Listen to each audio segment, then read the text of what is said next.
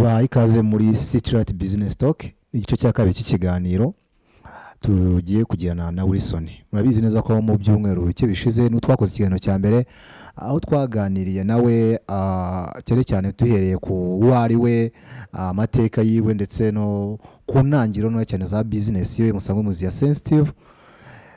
Uyu munsi twongeye kumusura ngo dukomeze ikiganiro cyacu tugiye tuva ku bibazo bimwe na bimwe, noneho by'umwihariko tuza kwibanda ku byo yagendeho cyangwa se amahame nshingirwaho ashobora kuba yafasha umuntu ugiye gutangira business ndetse n'uwayitangiye ariko ikiri hasi kuba byatuma iba business nziza ikaba yamenyekana. Gusa uyu munsi mbere yuko tumuha n'ikaze, twageze tunuri kuri office yiwe, twasanze abandi bantu bashyashya.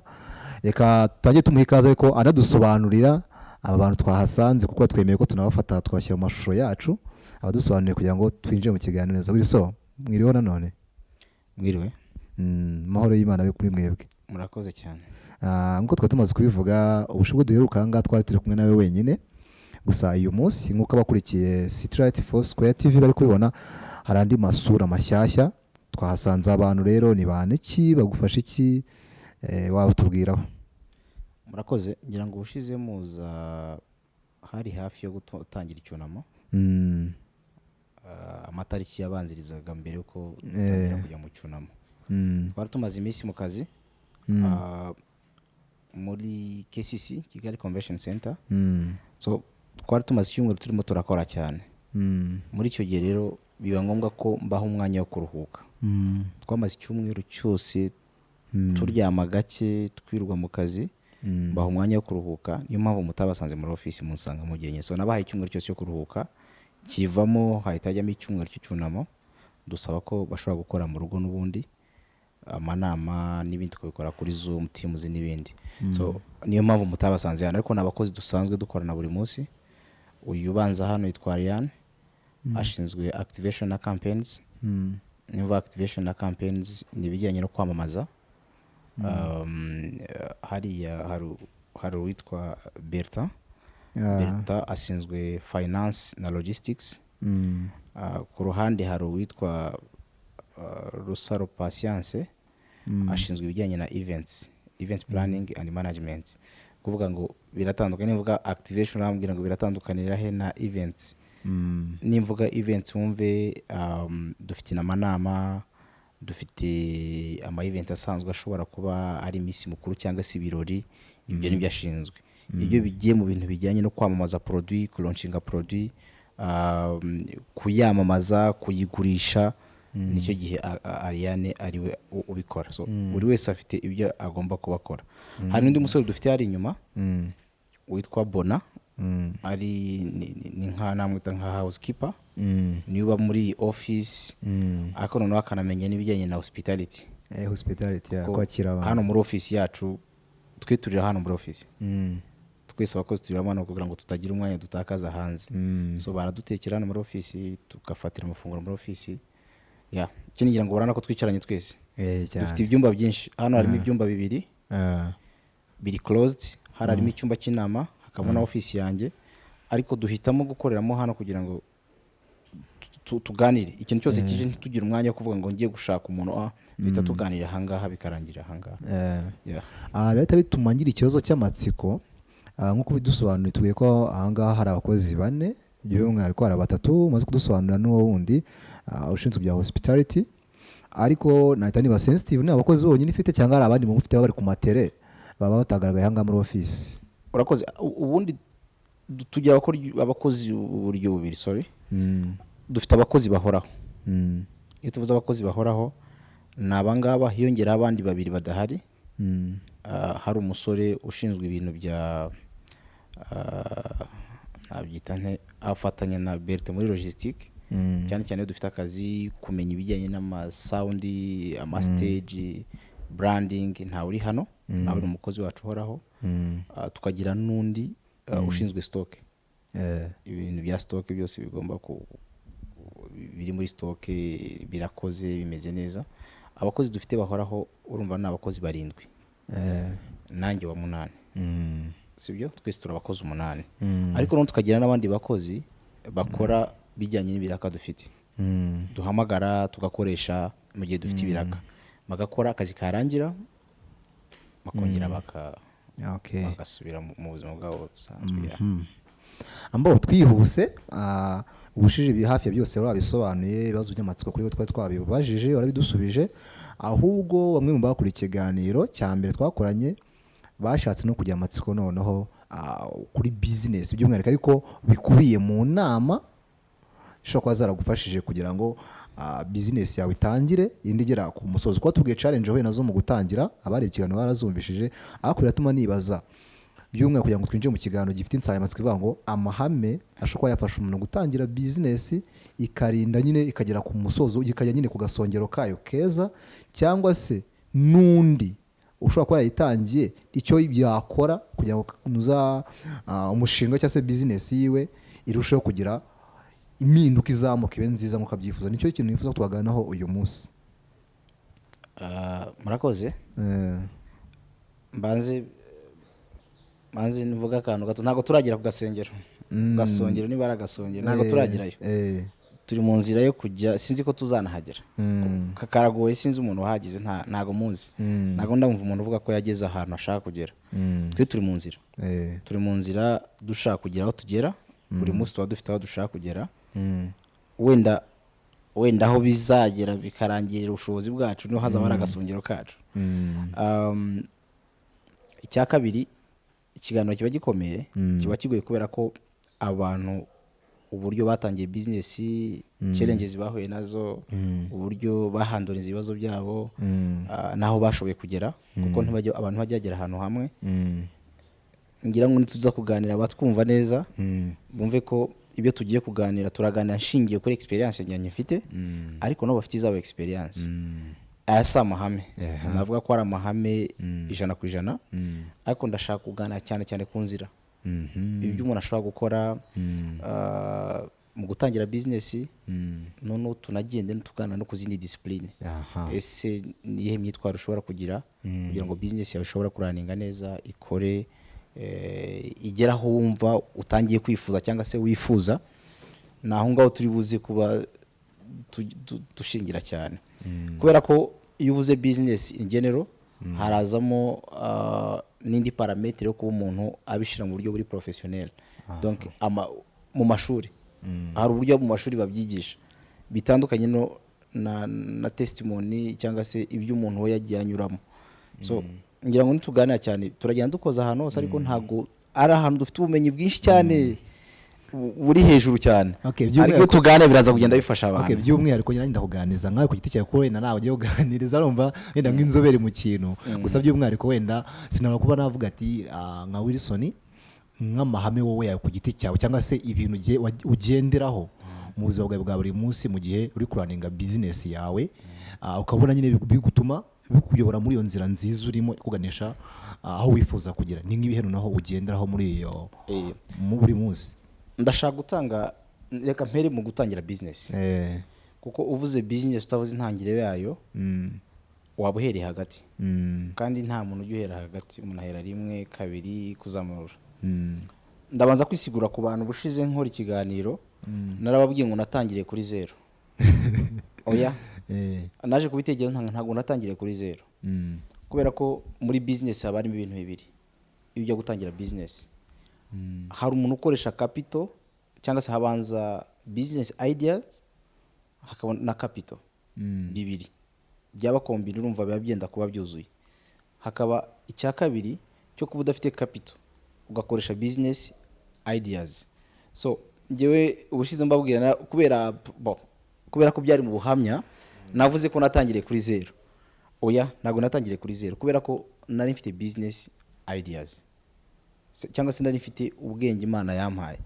So bishatse kuvuga ngo nta muntu n'umwe udafite ikintu yaheraho muri business. Kuba ariho ari muzima atekereza nicyo gishoro cya mbere, niyo capital ya mbere. Capital ya kabiri ni support. So reka mpere kuri icyo ngicyo rero. Ujya gutangira business, ko watangira business ushobora kuba ufite capital, ufite na business ideas, wabikombininga bikaguhereza ubushobozi bwo kuba watangira business. Kuri abo ngabo rero hari imyitwarire bagomba kuba bafite, hari naho bari buze gutandukanira. hakaba n'undi muntu none ugomba gushora gusa business ideas. Ngiye kuvuga ku bintu bibiri. Umuntu watangiranye business ideas akanatangira na capital aba ari umuntu usa n'ufite intangiro agomba gutangiriraho. So in terms of profitability, inyungu azagira na pressure azagira mu kazi n'uburyo facilitation zose abasa n'uzifite, abatangiye business abasa n'uzifite, bizatandukana n'umuntu watangiye akoze donc ari business ideas gusa. We bimusaba nyuma yuko amaze kugira igitekerezo agomba gutangira kurema capital. Mu gihe watangiye capital, afite capital, afite na ideas, profit donc atangira kubona inyungu mu byo arimo arakora. Wa mugenzi we atangira kurema capital, icyakagonze kwitwa profit, donc inyungu ye yakagombye kubabona itangira kuba capital. So hashobora kuba rero ibintu bibiri abatandukaniraho. Umwe ashobora kwihuta muri business, undi akagenda gahoro, kubera ko uburyo batangiye butandukanye. Ariko bose bashobora kuba successful, ariko na risk ntabwo zingana. Nongere mbivugeho, na risk ntabwo zingana. Uwatangire business ideas na capital yakagombye kubara risk nini, kubera ko ni uzahomba bifatika. Simuranyumva neza? Ndakumva neza ngo. Ariko watangiranye ideas iyo ahombye ntahomba ibintu binini cyane, kubera ko ntari ikintu kinini yagize gute yashoyemo. So muri abo bantu bose hari ama discipline bisabwa kugira ngo imitwarire isabwa kugira ngo babe successful. So ugiye gutangira business, nagira mvuge muri rusange, ugiye gutangira business, noneho reka mpanze mfate ku muntu ugiye kuba afite capital. Ubwo ndiyo tuvuga capital ntago turi kuvuga umubare w'amafaranga, turavuga gusa kuba ufite ibyibanze waheraho. Ugiye gutangira capital, ugiye gutangira business, ariko ufite business ideas plus capital. Hari ibyo ugomba kubanza gutekerezaho. Mu by'ukuri hari business zivuka, umuntu akavuka muri business agahita abyara business atari ibintu yakoze planning ikomeye. Hakaba n'abandi munyangane gato telefone ikunjena. Hakaba n'abandi by planning, kandi waza kwirwa byose ugasanga babaye successful.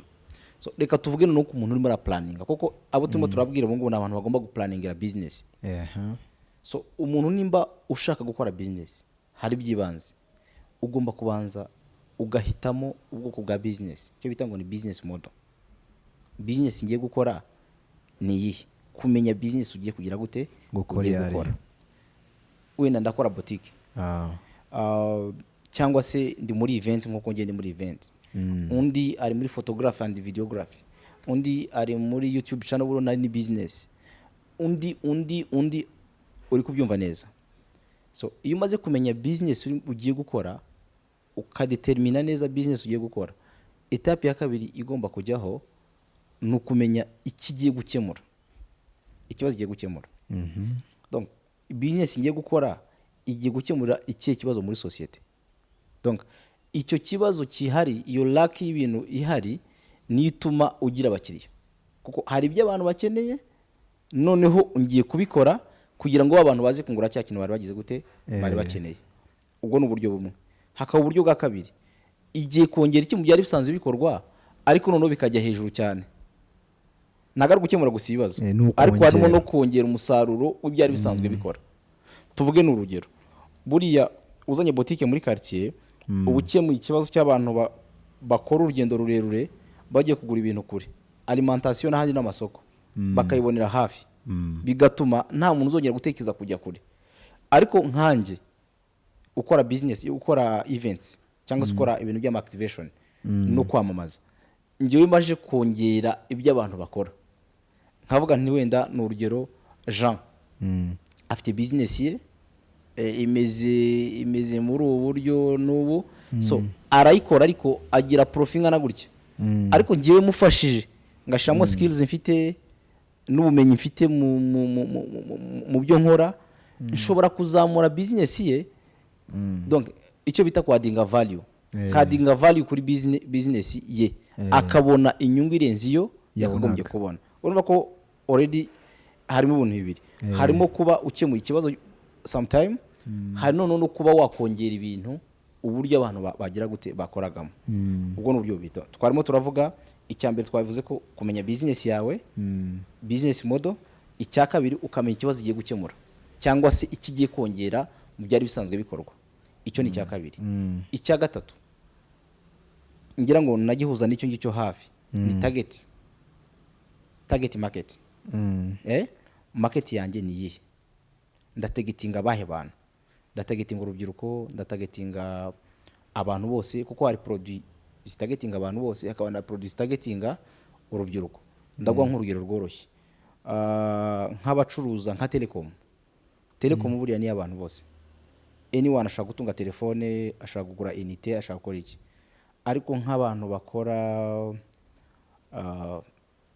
tuvuge muri hangana ngiye mvuga business zose, nk'abantu bakora inzoga, ntabwo target market ari abantu bose.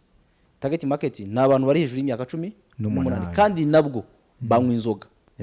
Uhita ukuramo barokore, ukuremo n'abandi bemera, donc bafite imyemerere yemera kunywa inzoga. Birumvikana ko nawe niba ugiye gukora rero business, banza urebe ikintu kijyanye nawe. Icyambere imyemerere yawe, ubwo nimo nanahuza no Kristo twemeze imyemerere yawe, ariko noneho unadetermining target market yawe ni iyihe. Ni bande bantu urimo targetinga, ni icyo kibazo ugiye gukemura ni mu bantu bameze bate. Icyo ni ikintu cya gatatu ngize gute mvuzeho. Icya kane none no kumenya resources ugomba gushiramo, investment ugomba gukora irangana iti bitewe business model yawe, ibibazo ugiye gukemura, target market. Ariko resources zose zijyana target market, ingano y'abantu ugiye kugira gute kuzajya usavinga. Kamenya none ndashiramo amafaranga ngana ati, ndacyahera muri quartier, ndafata umurenge wose, ndafata Kigali yose, ndajya mu gihugu hose. Ibyo byose bihita bituma biguha umubare w'amafaranga usabwa gushora kugira ngo ushobore kugera kuri ya target. None nibutse ibyo nibyo ndibaze kuvuga. Muri resources rero harimo logistique, ibikoresho, tools zigufasha, either amamodoka, office, ibiki. Ariko noneho hakaba n'amafaranga in cash agomba kugufasha. So ntekereza ko ibyo nagomba kuvuga kugira ngo umuntu atangire business mu buryo busanzwe nibyo bintu ngewe kuri nge numva umuntu yaheraho. Nshobora nibaza nda turava ku kintu ngo utangire business, dusa nk'abihuza nanone n'imyemerere ku rundi ruhande. Hari business buriya ushobora kuba ziri abantu mu myemerere runaka, cyangwa business yose ushobora kuba wayikora bititaye ku myemerere yawe, ahubwo ntugashyiraho principe cyangwa se amahame ashobora kuba atagira icyo abangamira cyangwa se abogamira ku byo wizera, cyangwa by'umwana wenda kuba Kristo nibo tuvuganeho cyane. Hari business batemerewe kuba bakora, by'umwe kwenda nkawe usanzwe ukora business, ufite experience nini mu bintu bigiye bitandukanye, inshuti ufite zikora business, harimo nawe musengana. Aho ibaza ngo ni izihe business ishobora kuba abakristo bakwinde shobora kuba zatuma bakoreze tuma bata umurongo bari mu bukristo, cyangwa ari ukuntu bazikora nazo ahubwo ubwabo bakirinda ku giti cyabo. Umbabarire uburyo ngiye gusubiza iki kibazo biratandukanye nuko wenda watekereza ko niko bisubiza. Kubera ko turi mu isi ya confusion. Hari ibintu kera giyewe bavugaga ko ari bibi, ariko uko ngenda mbireba nkabona abantu bamwe barabyakira nk'ahatari bibi. Hakaba n'ibindi twavuga ko byari byiza, ubona ari byo abantu bagenda bignoringa, ukubona atari byo byiza. So ikindi ikiyongereho, ntago ndi umuntu usobanukiye cyane mu by'okamana, ko mvuze gutyo ngomba kuba narasomye Bibiliya cyane, numva ibintu byose kuri point zose, ariko reka mbivuge mu buryo bwanjye. Imyemerere ivuga imyemerere. Hari ibyo tubuzwa na Bibiliya. Bibiliya itatwemera kuba twakora, ariko hakaba na liturgia y'ikanisa cyangwa se liturgia y'itorero. Iby'itorero nabwo ubwabyo ritemera. Donc ubwabyo itorero ivuga ati ibi ntabwo tubyemera. Njye cyo ntekereza uko mbyumva, imyemerere cyangwa se ibyo Bibiliya itatwemerera mu myemerere yacu, numva bitanabisha muri business yawe. Kuko impamvu warabyemeye ukemera ko ukurikiza ya myemerere na ya liturgia, nuko amahame yayo abakunyura ukumva hari icyo agufasha mu buzima bwawe. Simbere muranyumva neza. So, nkabona si byiza ko wakora business itari mu myemerere yawe. Ni byiza gukora business iri mu myemerere yawe, kubera ko niyo ugiye kuyikora ntago igutera ipfunwe. Uba nta pfunwe ufite ryo kuba wayikora. Ariko iyo ukoze ibintu bitari mu myemerere yawe, ngaho imagine nawe urimo urakora ibintu utemera,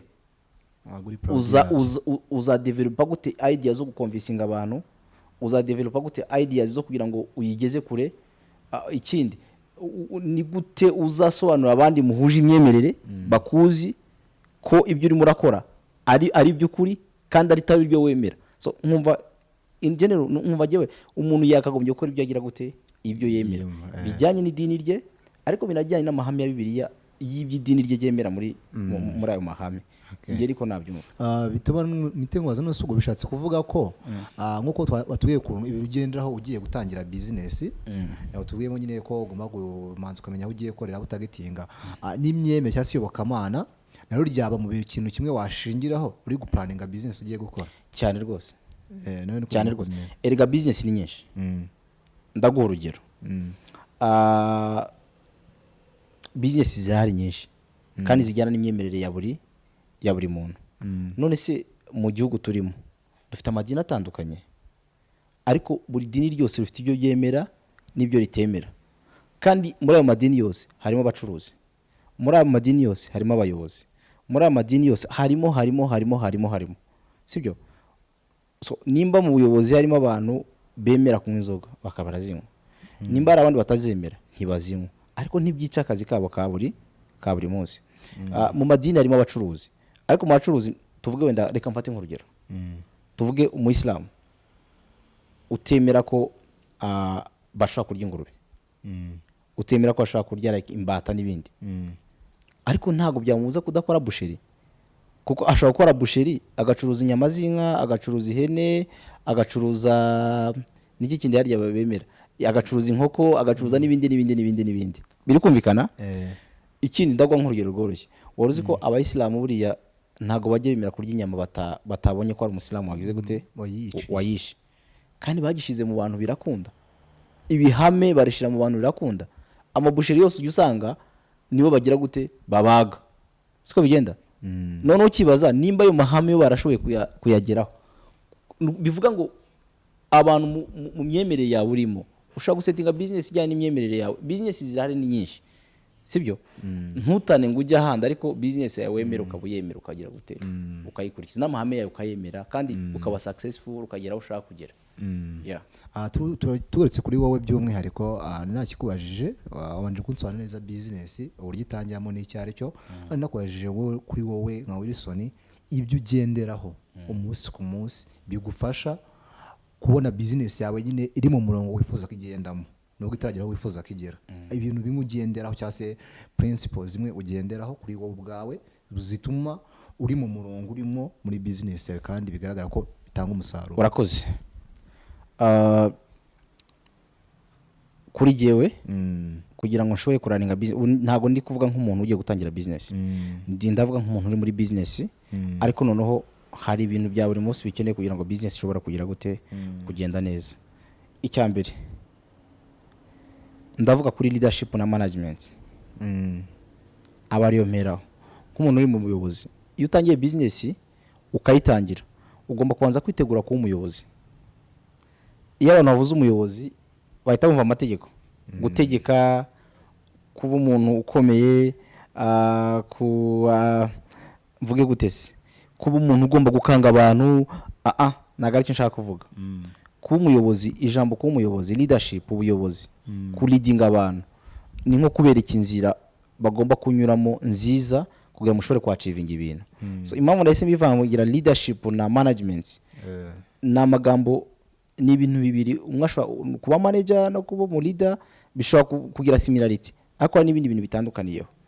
Umuleader ni umuntu uyobora, uyobora abantu, no kuyobora abantu mu nshingano zabo kugira ngo bashobore kwachivinga goals, sibyo? Kandi akabayobora neza. Kuyobora mvuga kuyobora neza. So ngewe muri ngewe ku giti cyanjye icyambere ni leadership, ni ikintu nkunda cyane kubera ko ntago nshobora kwikorera ibintu byose. Niyo ngabonye team yanjye uko tumeze, buriya ntimusanze ni cyangaha twari mu nama. So leadership ivuga kuyobora abantu, no donc kuyobora abantu, kubaha umurongo muzima, kubimpawaringa, kujya inama, kumenya gukorera, kubigisha gukora muri team, kumenya ko hari ibyo udashoboye nabo bashoboye, kubagira free, bakaba free, bakavuga, bagatekereza, bakazana ibitekerezo byabo, ibyo bitekerezo byabo mukabigenderaho. Donc gukora ikintu cyose kinyuviye muri teamwork, muri murabyumva neza.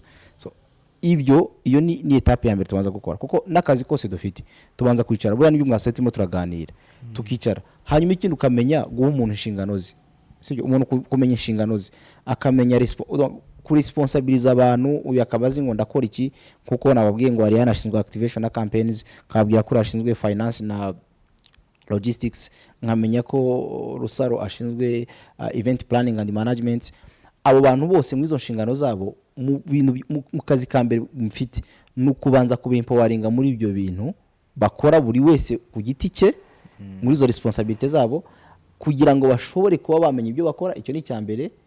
Nabaje ko no kuba staffinga, kubazana muri office. Icya kabiri ni ukuba responsabiliza cyangwa se ku delegating, donc no kuba delegate, umuntu waba delegatinze mu nshingano zabo. Icya gatatu no gukora nka team, nubwo babameze bafite responsibility zabo n'ibindi, akora no dugomba gukora nka team, kugira inama.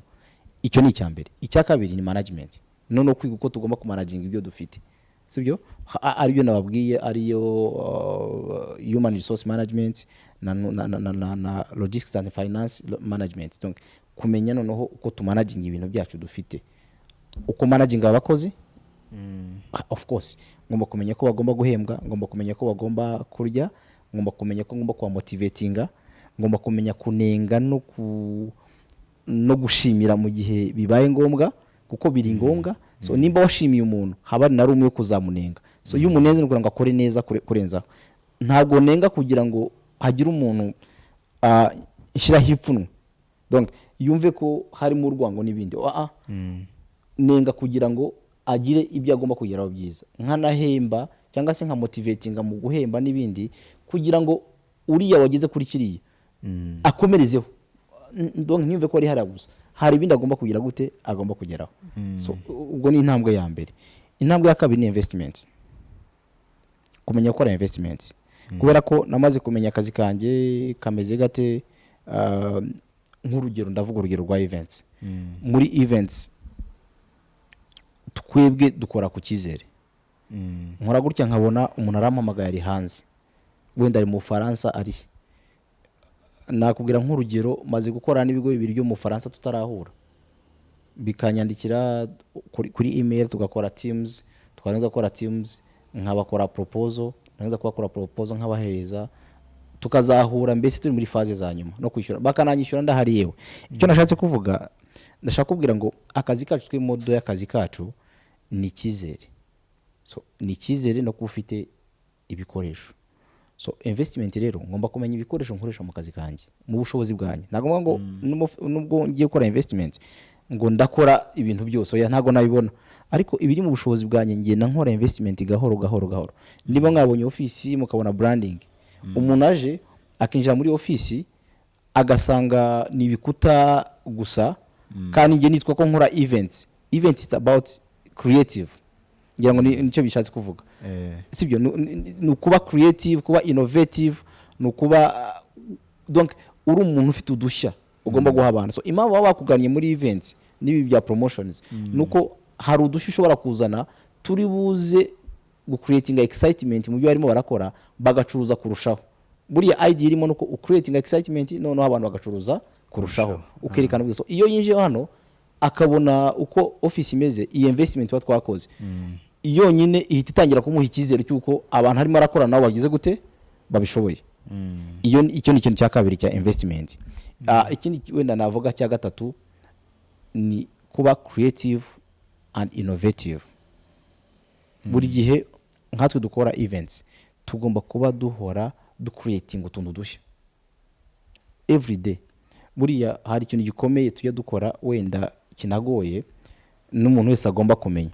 Yo twe dukora events umuntu ajya guhamagara akubwira ati dufite event imeze gutya na gutya na gutya kandi ube ko duhamagarwa n'abantu batandukanye kandi umuntu arashaka customizinga sinzi customizinga muri kubyumva arashaka gukora event isa n'ibintu akora so nimba ari telecom irashaka telecom yumvize telecom n'abantu bacuruza network itumanaho n'ibindi ngibyo nimba ari telecom barashaka gukora ibintu biri related na telecom nimba ari abantu ba station bacuruza amavuta barashaka gukora ibintu bisa n'ibya station so imagine ko twe turi hano uyu ujya gusa ugasanga ibyo bintu ntago wabyize byose ariko kubera ko ariko kazi wihaye cyangwa se wishizemo mpora ntekereza ikintu iyo umuntu ambwiye mu minota 20-30 ushobora kugukora proposal ngafata za idea nkazishira ku rupapuro nkanazishushanya narangiza kuzishushanya nkaziguhereza ku buryo zimatchinga neza n'ibyifuzo byawe warugize gute wari ufite baduha akazi kubera ko ideas twabahaye sibyo cyangwa se proposal twabahaye imira matchinga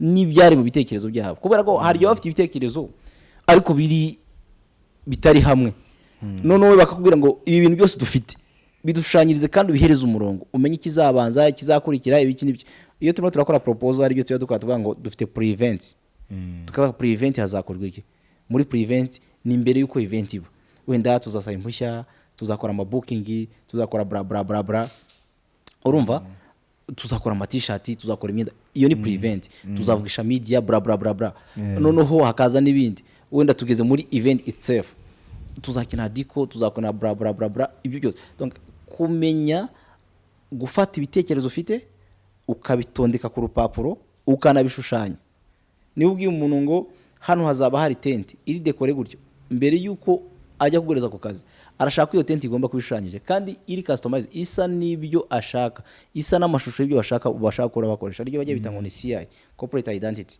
ya buri company no kuvuga ngo nimba ugiye gukora event igomba kuba iri customize ku ma corporate identities yabo uko ibyo bagomba kuba bagira gute bakoresha so urumva ko ibyo nabyo tubyitaho cyane nk'ubwiye ibintu bigera nko kuri bine kubwira ibijyanye na leadership kuko ngiye naratangiye already kubwira ibijyanye na management nkubwira ibijyanye na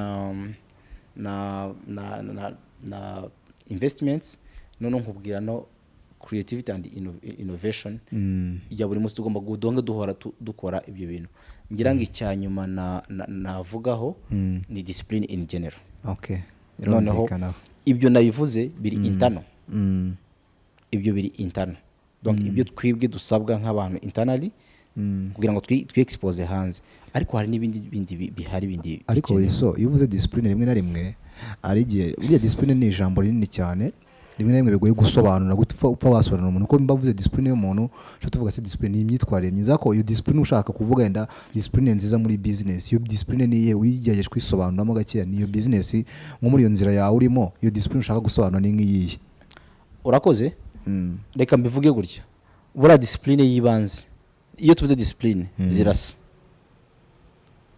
iyo maze gukura nibwo zigenda zitandukanya bijyanye n'ibyo urimo buriya umuntu warezwe neza hari uburere bubiri bwa mbere tubanza guhabwa cyangwa se butatu hari uburere duhabwa n'ababyeyi tukivuka ababyeyi bakakurera hakaba uburere buriya mu mashuri abantu bayifata nk'aho twiga gusa ariko twiga n'uburere kuko ugeze mu mashuri bakakwigisha kubana na mugenzi wawe umwubaha mutavukana buriya n'uburere baba barimo baraguhereza bakakwigisha kubahana bakakwigisha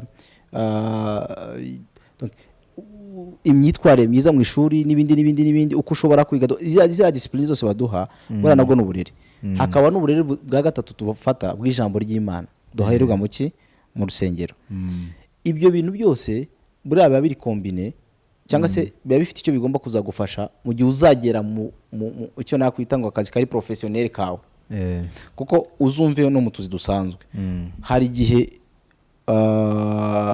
ariya turagera ahantu bakakubwira ngo uyu mwana ashobora kuba ngo uyu muntu ashobora kuba yararezwe kandi ari mu kazi bakakubwira ati uyu muntu ashobora kuba yaragize gute yararezwe kandi ari no mu kazi kagize gute gasanzwe biba bivuze iki biba bivuze ko wa muntu hari uburere yabanje gufata bwa mbere n'ababyeyi akurikizaho ishuri akurikizaho no mu rusengero none yajya mu kazi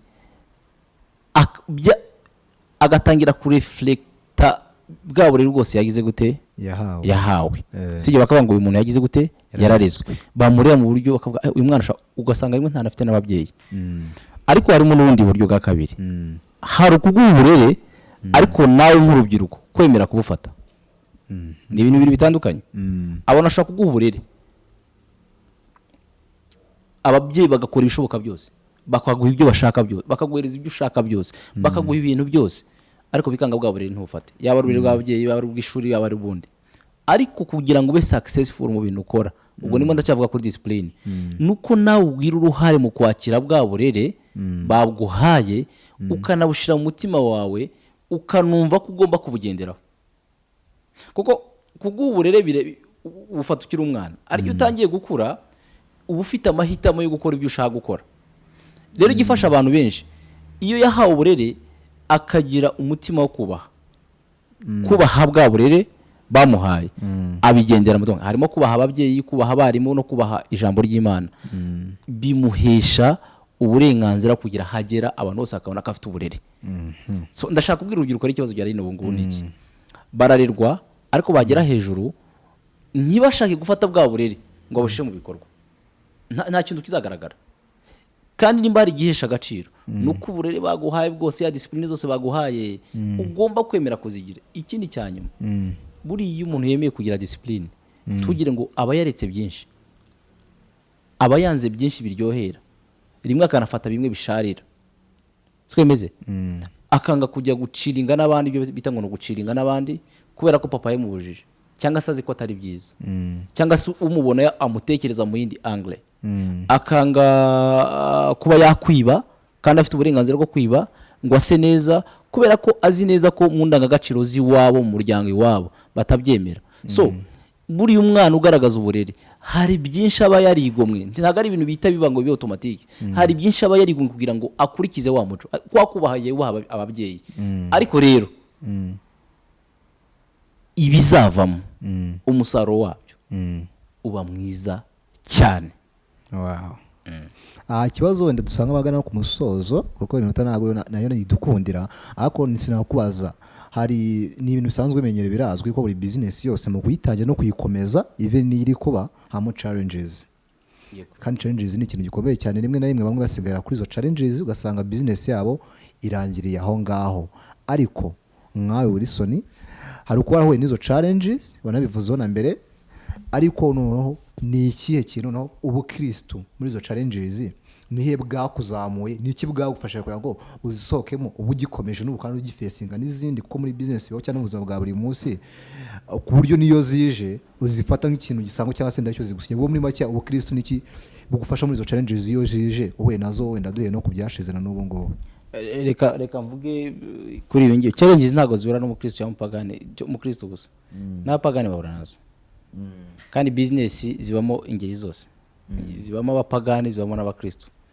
iyo mvuze abapagani mu nyanganire ndimo ndavuga mu buryo amaterime dufite nta muntu nzi nta muntu wambaza umubwire ngo urana n'umupagani oya ariko ndimo ndavuga nkurikije ibyo tukunda kuvuga iyo umuntu atari umukristo tumita donc udakijijwe hari ukijijwe reka mikoresha ayo materime hari ukijijwe hari n'udakijijwe so challenges zo nta twese duhura nazo kandi ntago ngiye kubwira ngo umukristo ni uzihandoringa kurenza ukijwe n'uzihandoringa kurenza udakijijwe bamurevuze gutyo bati zaraje kuzibizigurira bose ariko noneho kuba umukristo niki byagufasha kugira ngo uzisohoke ariko ibi turimo turaganira ndimo ndashaka ngo tuganire ibintu biririyo ndaza kugera no kuri ako ngako icyambere ngomba ko kubwira nuko challenges zigera ku bantu bose kandi zigwa ku bantu bose ariko nkuko nabigusobanuriye buriya hari abantu bakijijwe bafite uburere hakaba n'abantu bakijijwe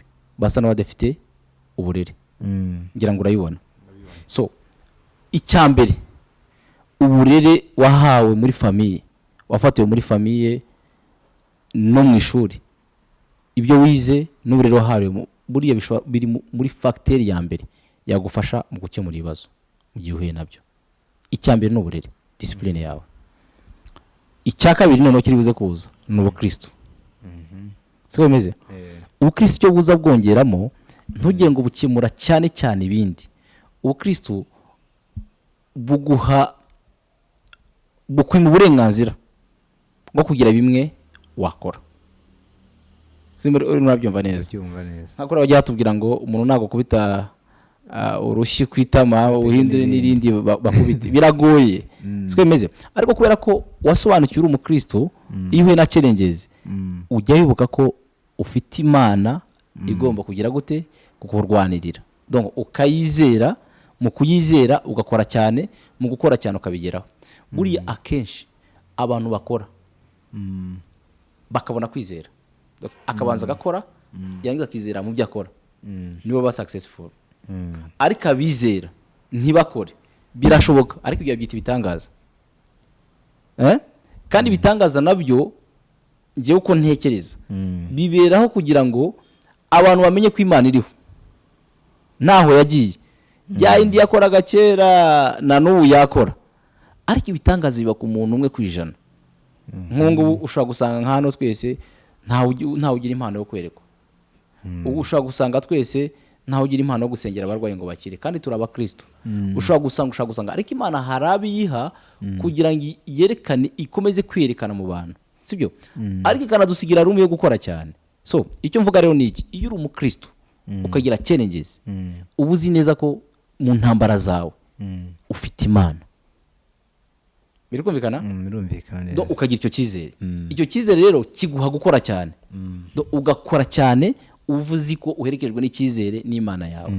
None umuntu rero udakijijwe we, iyo ahuye na challenges ajya yumva ko kuba watazishoboye byarangiye. Gutakaza icyizere muri wewe rero ukagitakaza, bura n'imbaraga zikora zigira gute, ziba zirangiye. Reka ngoye nk'urugero rworoshye. Wararebye umupira wa Real Madrid na Manchester City. Nabonye. Wabonye ko Manchester City yarabatsinze iwabo 4-3. Yes. Nijoro babatsinze 2. Urabyumva? Umukino wari ugeze kure. Ngira ngo mwabirebaga. Umukino wari ugeze kure. Ariko buriya bari abantu bajya gutakaza icyizere. Real Madrid ye gutakaza icyizere. Nta ambiance yari gushiramo. Birumvikana? Kuko bari banayibanje. Bari banayibanje, batsinze 2, batsinze 3 already, byasaga nkaho byari byarangiye. Ariko kubera ko bari bazi ko ikintu cyose gishoboka, anytime ikintu gishoboka. Bura bose bizera Imana. Babazi ko Imana ishobora kubafasha. Kandi ntugire ngo yanze Manchester City, ngo yanze Real Madrid. Oya, buriya imbaraga ingufu z'abantu bakoresheje. Simbere ko ndabyumva neza. Buriya hari feri ya Manchester City yagize, hari imbaraga nyinshi cyangwa se strategy bahinduye kuri Real Madrid ibahesha intsinzi. Ntugire ngo hari Imana yari yanze cyangwa undi yari ikunze cyangwa ngo hari yari yagene gutsinda cyangwa kudatsinda. Gutsinda no gutsindwa byagomba kuva mu mbaraga zawe n'imyizere yawe, ibyo bagomba gutsindira. Wabonye ukuntu bashize mu ambulance, barakina cyane bashiramo ingufu, bahindura ibintu mu minota 6. Bari basigaranye si yari 6 yari sigera. Barishemo 2 minota itarenze 2 gutya gatatu. Biri kumvikana? Bivuga ngo birabikwereka uburyo iyo wizeye ikintu udakangwa n'ibiri murabona imbere yawe. Aho ndavuga ku bakristo. Haba hari ikintu kikuri inyuma. Tugomba kubona ngo kubera ko ibintu byarangiye ngo ngomba kuva shiramo ingufu nyinshi, hanyuma uzizereremo urebe kutagira gute kudatsinda. Abakristo rero dufite intwaro ikomeye itatuma dutakaza icyizere. Kandi umuntu uzamenye ko ari icyizere. Iyo umuntu atakaza icyizere arapfa. Abasirikare bajya bavuga ngo umusirikare atungwa na morale, yabuze morale agira gute? Arapfa. So twebwe dufite Imana twizera ishoboye ikora. Iyo rero ntago dutinya gufesinga challenges. Akanyuma nshaka kuvuga muri business, hari umugabo nigeze gusoma akantu aravuga ngo iwe ntabwo ajya investinga, ntajya shira investment mu bantu bataraferinga. Abanza kubara inshuro maze guhomba kugira ngo agure shares muri company yawe. Kubera ko iyo umuntu yahombye abazi neza guhomba icyari cyo, abazi nuko yarwana n'igihombo. Kabone n'ubwo yahomba rimwe 2 3, buriya bafite experience mu bijyanye no guhomba. Ariko umuntu utarahomba buriya ashobora guhomba rimwe bikarangira burundu. Ariko none umuntu arahombye, arongeye aragerageje, success iva iva mu bintu byinshi, guhomba, kumanuka, gukubitika, guhura n'ibintu utazi, ibyo bintu byose. So ntabwo ari umurongo umwe gusa uri ugenda direct ngo uhite kugeza kuri success. Ni ibintu bitandukanye, ni uruvangitiranye rw'ibintu ugenda uhura nabyo. So umuntu nubona yageze kuri success kugeraho nawe uyibona, uzamenye ko nuko yabanje gufacinga some challenges nyinshi cyane utashoboye kubona cyangwa se n'izindi wabonye akazivamo. Sibyo? Ndaguha nk'urugero, impamvu wenda ushobora kuhagarutse mu kiganiro nuko nakubwiye amateka yanjye, ukavuga ati bishobora kuba uyu mutipe yarabaye successful, sindaba successful. Ariko hari n'abandi bantu benshi baba barahuye n'ibintu bimwe utashoboye kumenya cyangwa wamenye kugira ngo ugere kuri success. Success rero ni ukuba waragize endurance idasanzwe kuva ku kintu kimwe kugera ku kindi. Icyanyuma ndibuze kuvuga ko wanakora business, comparison ni ikosa.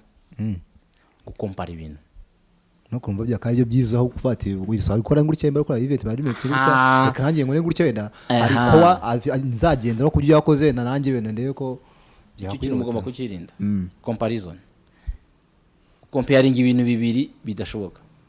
Hari ibintu bibiri, buriya nubona umwana, hari abana bavuka agasanga papa we afite ibintu amuha, agatangira business, agatangira hejuru, agahita aba successful. So warangiza wewe wajya gutangira business ugahita utekereza ufatiye kuri wa muntu. Harimo ibintu bibiri. Icyambere, urimo urafatira ku rugero rutari urwawe, kubera ko papa wawe ntabyo yakoze. Sibyo? Papa wawe ntabyo yakoze ngo ahereze uramwanira aguhe capital nkiriye. Icyo ni icyambere. Icya kabiri, wowe uburyo wavutsemo n'ubushobozi ufite n'amashuri wize ntagakwemera gutangirira hariya. Warangiza wabireba ugahita bati njye ntabwo nawe ngitangiye business ubwo nyine nose urumva byakunda gute, dore uriya yabaye successful kubera ko yahereye hariya. Yes, papa we hari ibyo yakoze papa watagize gute atakoze kugira ngo abe successful. Imyitwarire idusabwa ni iyi, umuntu no kumenya urwego rwe. Nk'umukristo umaze kumenya urwego rwawe, nta Imana itakura umuntu. N'ingero zirahari. Sikwemeze urwobo rw'intare Daniel yavuyemo, sibyo? Soko yarakomeye, ariko niyo yajya gutamo wamushizemo zari kumurangiza kigwamo. Sikwemeze iyo bajya gufata hari ndera mutayemo Nebukadineza, iyo bajya kumufata akamuta muri rwobo, ndakura he ntago yaravuyemo kandi ari umwami. Ariko Daniel kubera ko ari kumwe n'Imana yagize gute, yamukuye. Bishatse kuvuga ngo ahantu uri ni mu rwobo rutandukanye n'urwa mugenzi wawe. Wikwikwambara kubera ko uburyo Imana yakuremye n'ibyo yaguhaye birahagije ngo uva ahantu hamwe ugera ahandi bitandukanye n'ibya mugenzi wawe. Nujye gutangira business rero, tuzarebere kuri Wilson, tuzarebere ku wundi muntu, uzarebere kuri wewe, kuri level yawe. Gusa bariya bakubere icyitegerezo wafatira kugira ngo urebe uko bakora banagera kuri. Yes. Uriseka dusore ku kibazo kivuga gutya dusa nk'abasoza kuri iyi ngingo. Hari umuntu byibura ushobora kuba agiye kubona iki kiganiro yari yafashe icyemezo cyo gutinyuka, nakarambye gutinyuka, agatangiza company cyangwa se agatangira business yiwe. Ariko nanone hari n'uri kukireba yifite. Abo bantu babindanya ngo buri wese ugira ijambo mubwira nk'inama wamugira, ishobora kuba yamufasha n'undi kugira ngo ugiye gutangira yinjire neza muri business agiye gutangira, umurongo ushobora kuba wamufasha n'uwo nguwo uyirimo, icyo agomba kwitwarira cyangwa se n'icyo agomba kugomeza kugenda dusa nk'abasoza. Murakoze. Watangiye warayutinyutse wenda cyangwa watinyutse agatangira n'ugiye gutangira, difference irimo ni imwe, n'ubwoba. Kuvuga ngo uwatangiye yashiritse ubwoba, utaratangira abaswe n'ubwoba, kandi umwanzi w'umuntu wa mbere n'ubwoba. Unabyumva neza. Ukuvuga ngo urari ugiye gutangira, icyo mubwira ni kimwe, nareka ubwo watangire, ntatinye ibyo agiye guhura nabyo, kuko natanatangira hari ibindi mutegereje agomba guhura nabyo. So ugomba guhitamo.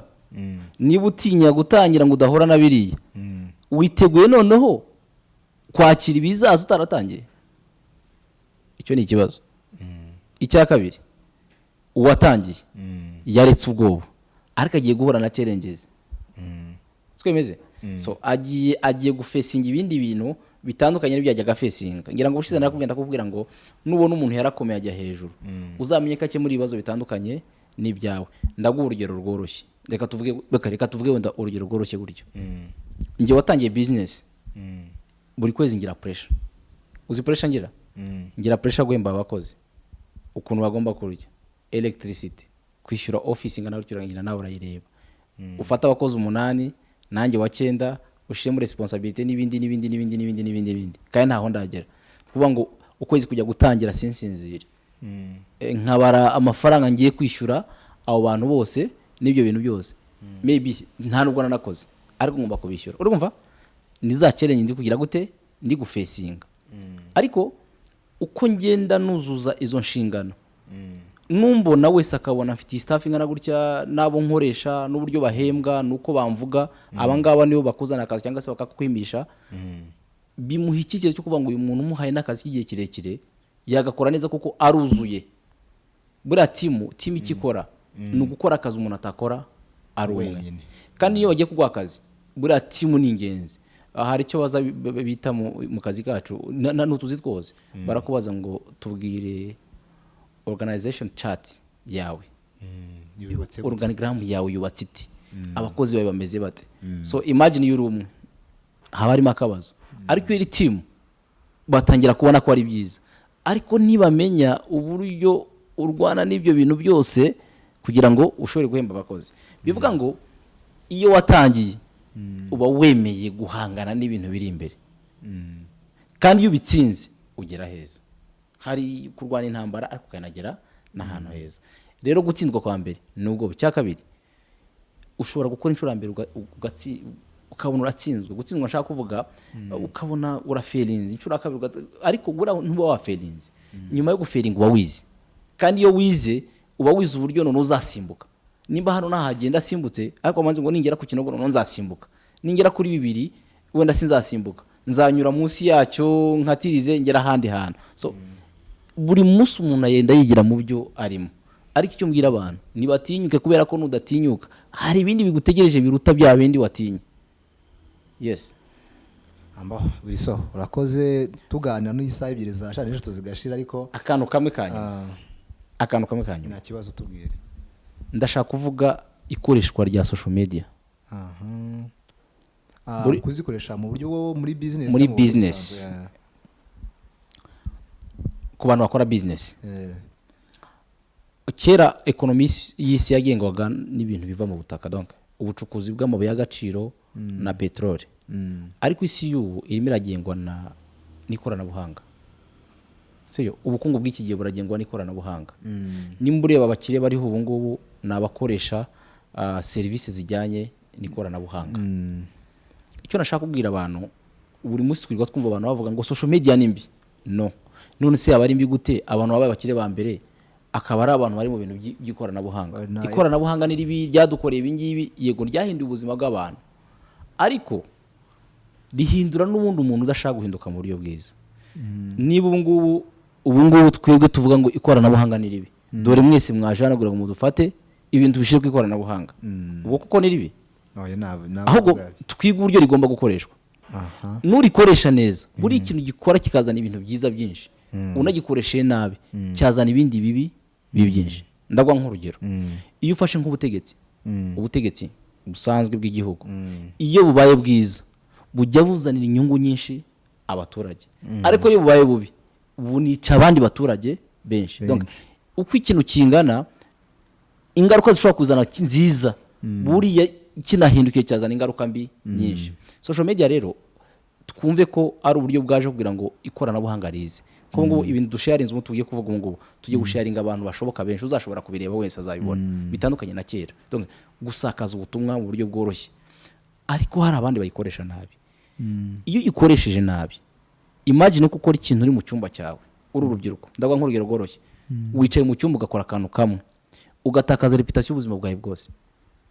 Ubikore mu cyumba utaruzi ko hari wayibona, ariko wayinayikoresha neza ikazana indi nyungu nyinshi cyane. Bishatse kuvuga ngo urubyiruko rwacu cyane cyane rukijijwe ni rumenye ikoreshwa ry'ikoranabuhanga, nimenye social media uko bagomba kurikoresha, bamenye ibyo bagomba kwirinda, bagomba ibyo bagomba gukoresha. Nimba ufite business, ni technology cyangwa se social media ni nziza cyane kugira ngo ipushinge ibintu byawe bijye kure cyane. Ngiye njya mbona nka madamu wanjye kubona nka baranyandikiye akampa nimero z'umuntu, uyu muntu acuruza imyenda myiza, najya kuranga asanga ntagira iduka, agira gusa stati, ariko nagerayo kubera ko yantumyeyo nkagenda ngahagarara agasimuka ku muntu bifite akabinzana, ariko icyo yarushe wa umuntu niki yiyamamaje, urumva ko ibaye nziza. So twige gukoresha imbuga nkoranyambaga neza zituzana umusaruro, tuzirinde kuko reputation iyibaye mbi akantu kamwe kangiza ibintu igihumbi wagize gute wakoze neza. Buriso mwakoze cyane, murakoze kuza kudusura, tuzagaruka none ntabwo birangiye, tuzaratuza kuko ani byinshi cyane mfite watubwira byinshi cyane pe, ko n'ubu nanjye mfite ibibazo byinshi, gusa nyende kora kuyisanga ntabwo byankundira. Gusa urubyiruko by'umwihariko wamuganika tubabwira ati courage, mwe mwatangiye business kandi nawe tunagushimire ku ntambwe wateye, kuko niyo turi kuganira, kuko ni byiza cyane nawe utakunda kubona rwose yakwinjira mu nzu nk'iyi ngiyi akabonamo abantu nk'aba ngaba bose kandi muhuje umugambi mwese ari w'iterambere. Kamushime cyane rero, kandi dushimira n'abandi bose bakurikira ibi biganiro tushyira kuri CITYLIGHT FOURSQUARE TV, tubabwira ko ibiganiro bya business CITYLIGHT business talk yo ari akagaruka. Njye ni Amos, ndashimira Jean na Ndungutse bari kuri kamera. Uyu munsi twari dufite team nini cyane, nshimira na media team yose by'umwihariko bakora akazi gakomeye kugira ngo ibi byose birusheho gukorwa. Murakoze, Imana n'Imana. Murakoze cyane.